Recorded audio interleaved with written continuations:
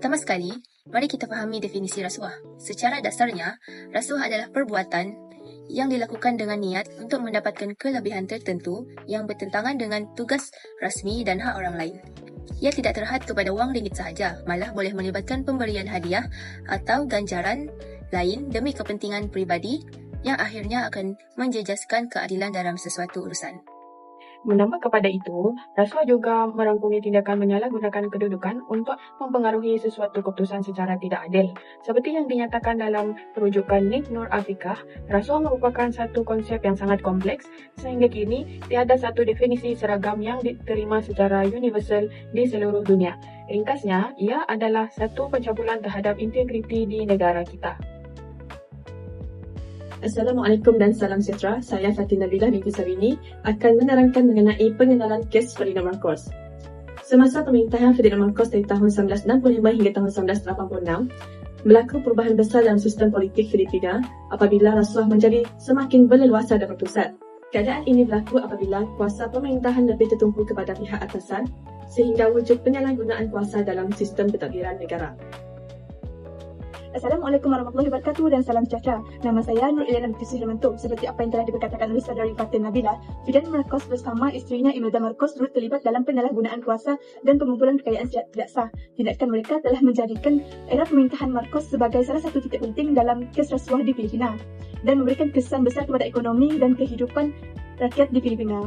Terdapat beberapa bentuk rasuah berdasarkan kes Ferdinand Marcos. Yang pertama, penyelewengan dana awam. Penyelewengan dana awam berlaku apabila wang kerajaan digunakan untuk kepentingan pribadi, bukan untuk rakyat. Yang kedua, penyalahgunaan kuasa. Penyalahgunaan kuasa ialah apabila seseorang menggunakan jawatan atau kuasa untuk mendapatkan keuntungan sendiri. Yang ketiga, nepotisme. Nepotisme berlaku apabila individu memberi kelebihan kepada ahli keluarga atau rakan tanpa mengambil kira kelayakan. Selain itu, bentuk rasuah dalam kes Ferdinand Marcos adalah budaya rasuah dalam kepimpinan. Apabila pemimpin kita sendiri yang melakukan rasuah atau membuat rasuah, ianya akan menjadi satu kebiasaan dan mereka akan lebih mementingkan diri sendiri berbanding rakyat. Bentuk lain pula dalam kes Ferdinand Marcos adalah rasuah dalam institusi. Rasuah ini berlaku dalam kerajaan dan tentera dan kuasa yang digunakan oleh mereka adalah dengan cara yang salah. Dan ada sekali pengumpulan kekayaan secara tidak sah. Pemimpin akan menggunakan kuasa untuk menjadi kaya tetapi dengan cara yang haram. Sebagai contoh, duit negara yang digunakan untuk kepentingan mereka sendiri.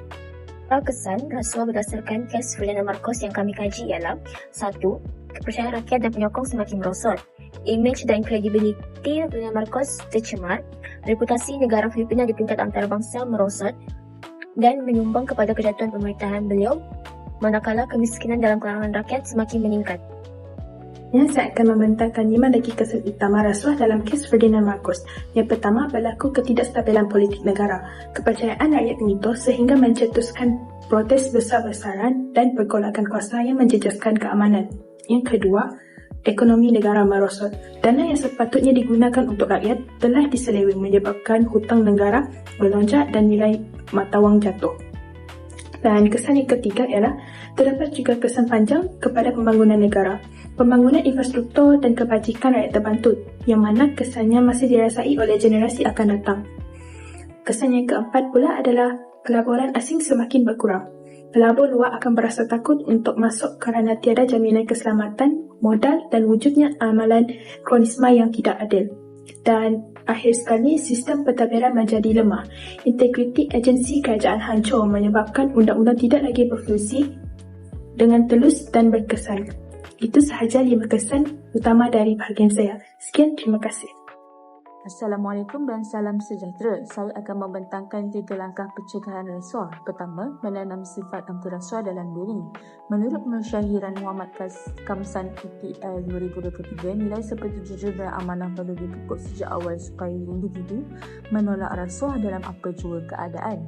Kedua, penerapan nilai-nilai Islam. Islam melarang rasuah dan menekankan sifat amanah serta tanggungjawab. Pegangan agama yang kuat dapat menjadi kawalan dalaman untuk mengelakkan perbuatan ini. Ketiga, memperketat peraturan dan undang-undang. Penguatkuasaan yang tegas seperti oleh Suruhanjaya Pencegahan Rasuah Malaysia mampu memberi kesan pencegahan dan mengurangkan kes rasuah. Seterusnya, ketulusan dalam pentadbiran sangat penting supaya penggunaan wang negara dapat dipantau. Dalam kes Marcos, banyak dana negara dipindahkan ke akaun luar negara secara rahsia. Jika sistem kewangan kerajaan lebih telus, penyalahgunaan ini boleh dikawal. Yang kelima ialah meningkatkan pendidikan dan kesedaran. Masyarakat juga perlu dididik tentang bahaya rasuah. Kesedaran rakyat di Filipina akhirnya menyebabkan rakyat bangkit menentang pemerintahan Marcos dan Revolusi People Power pada tahun 1986. Yang keenam ialah memperkukuhkan pemantauan pentadbiran. Pemantauan oleh institusi bebas seperti anti rasuah. Jika terdapat pemantauan yang kuat terhadap pentadbiran Marcos, penyelewengan kewangan dapat dihentikan dengan lebih awal. Sekian, terima kasih. Kesan rasuah Ferdinand Marcos menunjukkan bahawa penyalahgunaan kuasa dan gambaran rasuah memberi kesan besar terhadap ekonomi, politik dan kesejahteraan rakyat. Rasuah bukan sahaja mencemarkan imej pemimpin dan negara, malah menyebabkan kemiskinan, ketidakstabilan serta kejatuhan pemerintah. Oleh itu, usaha pencegahan melalui pengukuhan integriti, undang-undang yang tegas serta kesejahteraan masyarakat amat penting bagi memastikan negara bebas daripada rasuah.